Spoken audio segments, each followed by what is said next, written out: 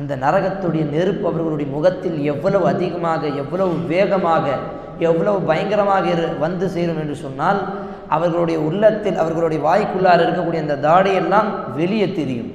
அவ்வளவு பயங்கரமாக அவர்களுடைய முகத்தில் அந்த நெருப்பு போடப்படும். தல்ஃபஹு உஜூஹஹும் அன்-நார்.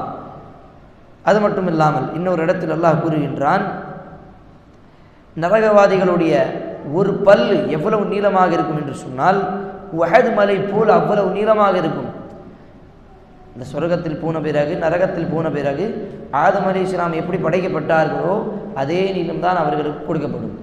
அப்போ அவர்களுடைய பல்லு எந்த அளவுக்கு நீளமாக இருக்கும், அந்த உஹத் மலை எவ்வளவு பெருசாக இருக்கிறதோ அவ்வளவு பெருசாக அவர்களுடைய பல்லு மட்டும் இருக்கும். இன்னொரு வசனத்தில் அல்லாஹ் கூறுகின்றான், அவர்கள் தன்னுடைய நிலைமையை பார்த்துவிட்டு தன்னுடைய வரக்கூடிய அந்த அதாபுகளை